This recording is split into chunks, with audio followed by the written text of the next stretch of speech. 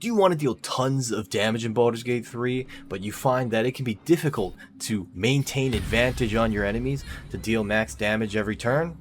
Well, I've got the item for you, because the Gloves of Automaton will give you advantage unconditionally for 10 rounds and can be used outside of combat to set up for fights. This is an incredibly powerful item that is very easy to miss, so stay tuned for the video because we're going to show you how to get this amazing item.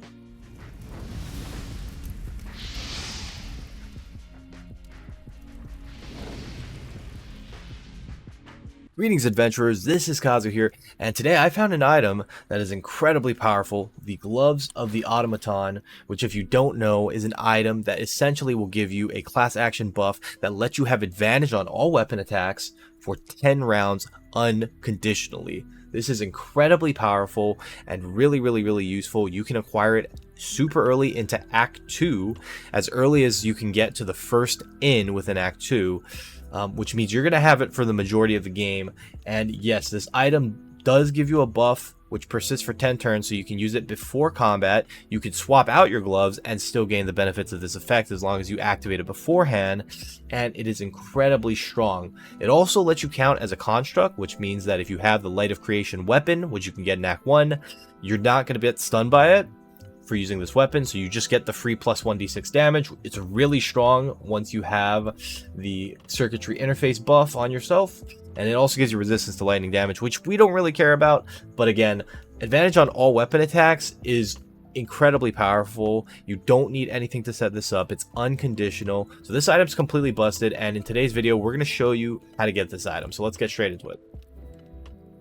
Alright, so everything starts at the Blighted Village, and the whole reason why I have this video is because it's super easy to miss this incredibly powerful item if you do not do a specific chain of events.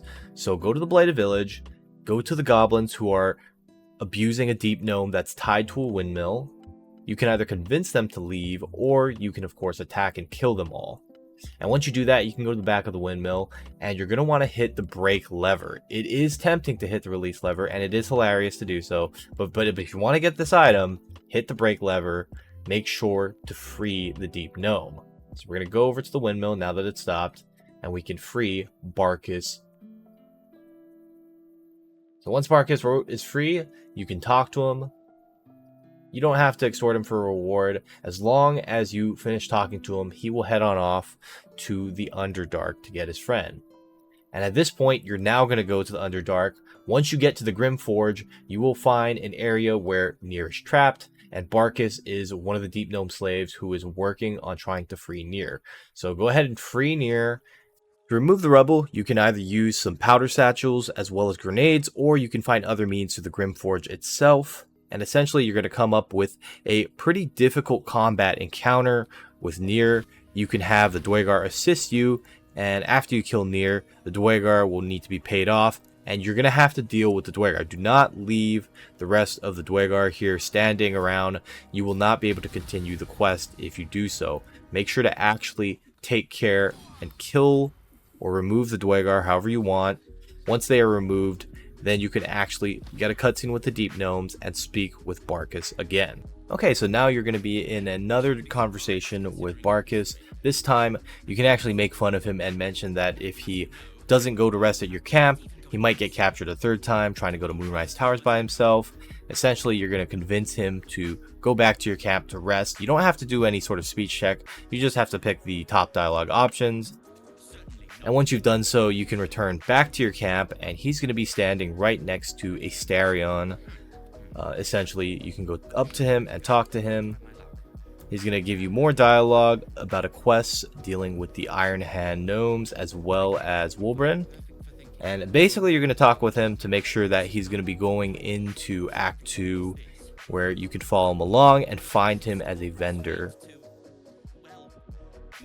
Alright, so once you're done talking to Barcus, you can head on into Act 2, at which point you will eventually find the location known as the Last Light Inn. You should be able to find it relatively quickly into Act 2, assuming you follow along with the people you run into. And at the Last Light Inn, you will see that in the left-hand side of the building is going to be Barcus, who has yet again appeared, but this time he is going to be accessible as a vendor. So you can speak with him more to continue the quest dialogue. The quest is actually not what we care about here. We just need to follow the quest far enough that he becomes an NPC trader within the Last Light Inn, at which point now we can finally trade with him and we can purchase the gloves of the Automaton. So after speaking with him with the quest dialogue, just exit conversation, talk to him again, you can trade with him, and here we can see he has the gloves of Automaton for sale, which we are going to purchase and equip. And again, this has the circuitry interface class action, which is going to give us advantage on weapon attack rolls. So this is incredibly useful. It's called Form of Artifice, and essentially you can see here, we are going to go ahead and take a look at that. We have our lightning resistance. If we were using Light of Creation, we would count as a construct for the purposes of not being stunned by the weapon. And if you look at our attacks, all of them are going to be coming in with advantage. So yeah, this item is incredibly useful. I think it's going to be great for any character in any run of any campaign. Do check it out. It's very easy to miss, so hopefully you have not progressed far along in Act 1 where you've missed the opportunity to get this item. If you have, you're going to have to go back very far, or you might just have to get this item again in the next playthrough. But either way, hope you guys enjoyed the content. Stay tuned for more videos. I'm trying to work on a build video, but unfortunately I don't have a whole lot of time right now. Definitely do want to get some sort of Hexadin or Sorkadin build video up and going. But yeah, stay tuned for that. So thank you so much for watching, and have a wonderful day and weekend.